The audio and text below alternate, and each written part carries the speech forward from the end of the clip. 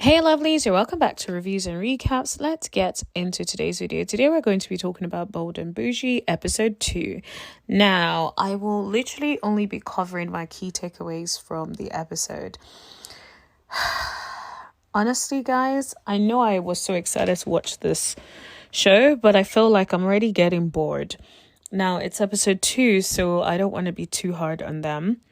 But I just feel like if things don't change and things don't get better, then I might need to look for another show to pick up.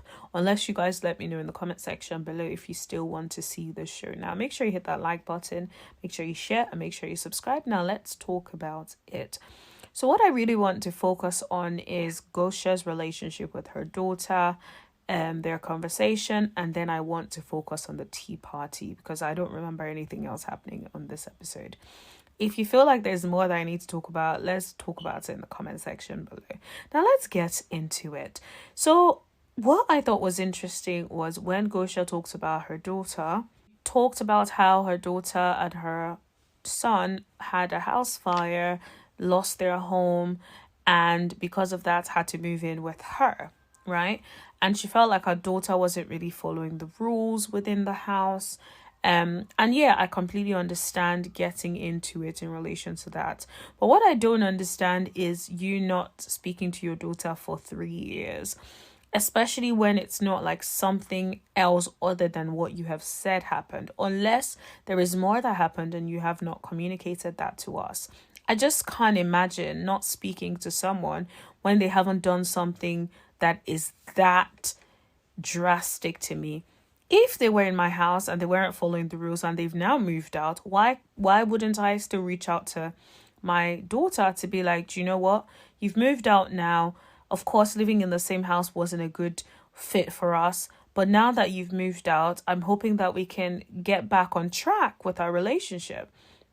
Now, to share and be completely transparent, this was years ago when I was at university. I moved out of my mom's home to go into university. And then whilst I was at uni, or for some of you, you know it as college, right? So whilst I was at a college, university, whatever you want to call it, I was like hours away from home.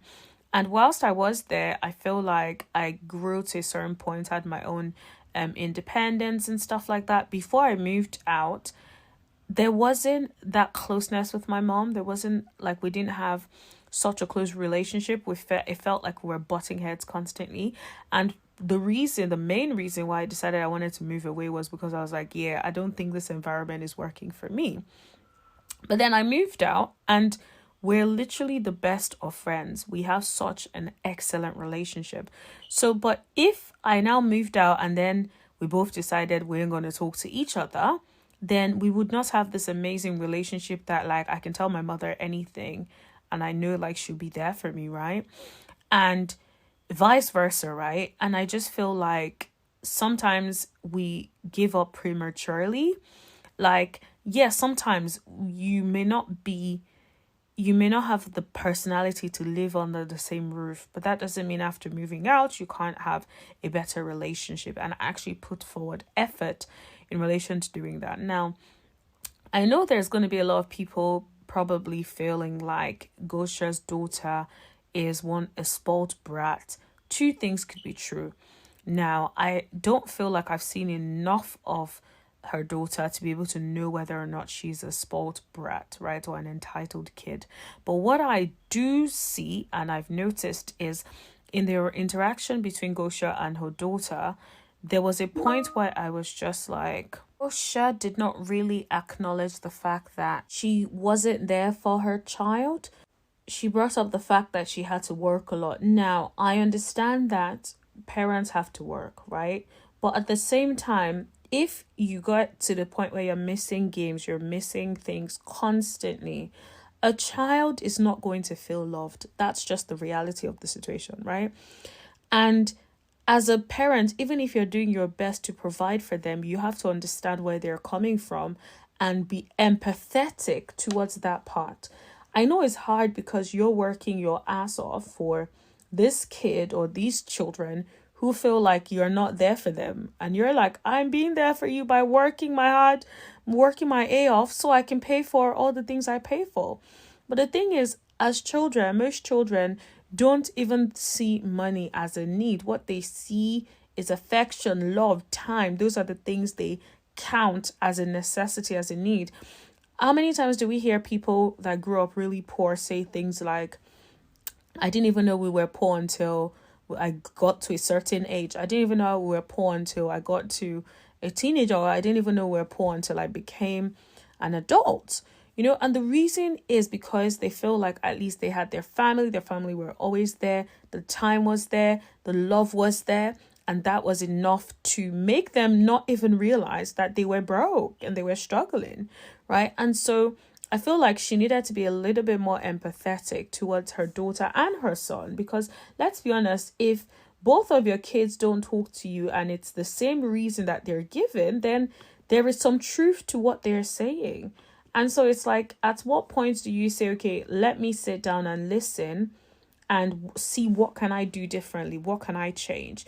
Because this is clearly not working for my children. If I want to have a relationship with my children, then maybe I need to consider, how can I do better? What can I do to improve my relationship with my children? So that's what I thought about that. And the tea party, my main takeaway from that tea party is, why was Gosha just giving bad vibes? I felt like through it all, she kept poking the bear. She was really trying to get in Tamika's A. And the thing about this is this, right? Let's think about it. Tamika and Crystal already squashed it. They were all there. Everyone was having a decent time.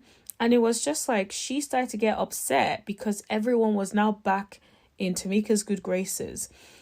Do you know what Gosha reminds me of? She reminds me of one of those people who throw events, and just because something happened at their party, they feel like if you haven't formally sort of apologized to them, they're going to have an issue with you forever. I feel like that's it. It's very passive aggressive. Instead of you saying, I didn't appreciate you coming into my house and causing a ruckus, so let's talk about it, right? Instead, you're just there, you show up, and then you look like the one with the problem, because this girl ain't even on that type of time today. She seems chill enough to want to have conversations and be chill. She wasn't really on that craziness. She seemed calmer, although I know she said a little sly thing when she got in about just about the venue and how she wasted the outfit and stuff. She said that's fair enough. That's how she felt. But in relation to Crystal, she wasn't coming back and giving Crystal that mad energy that she was on the first episode, right? So it's why can't people just make up and move on, and without you feeling like you have to point things out? I feel like she gives me, initially I was thinking, she might be cool, but now I'm feeling like she's giving me bad vibes, because I don't really understand how you wouldn't be happy that everyone is getting along and things are going okay. And it just felt like she derailed the direction of that tea party. It was going so well and she derailed it. And then to start asking a woman about why she left her husband, and the way she was asking the questions, it was very aggressive. And it's why are you trying to get in this woman's A about her life? She ain't your friend. She's not here for you. You're not the host of this party. And also, if you're upset that she was making or doing all sorts of craziness at the last party because she was a friend to somebody, think about how you are behaving. Outside, it looks like you're trying to defend Crystal, your friend, right? I don't believe that. I feel like you have a personal issue with Tamika, in my opinion. I think it's beyond the friendship, because out of her words, out of Gosha's words, she basically said, also friends with Mo, and does not feel the need to be bringing that up and not be friends with Crystal. So I don't think it's a loyalty friendship thing at all. I just think she has a personal issue with Tamika, which she has failed to address. And instead, she's becoming passive aggressive and trying to aggravate and poke Tamika, which I do not like. I don't like people that behave in that way. Just say what your issue is. Stop antagonizing somebody so that when they then react, you're like, you see, this is what I'm saying. This is who she is. No, it may be who she is, but you are poking that person. It's like you're trying to bring that person out of her so you can be like, oh, I said so. So I don't really like that. I feel like there's a lot of pretentious things going on this show. Yeah, I'm not really feeling it. I don't even know what the show is about. I feel like it's just like, oh, bold and bougie. Okay, so what are we going to be doing? Is it meant to be like a Dubai bling, but like a ratchet version, like a Carlos King version of Dubai bling? Like, I don't really know what's going on here. It's not really hitting the mark.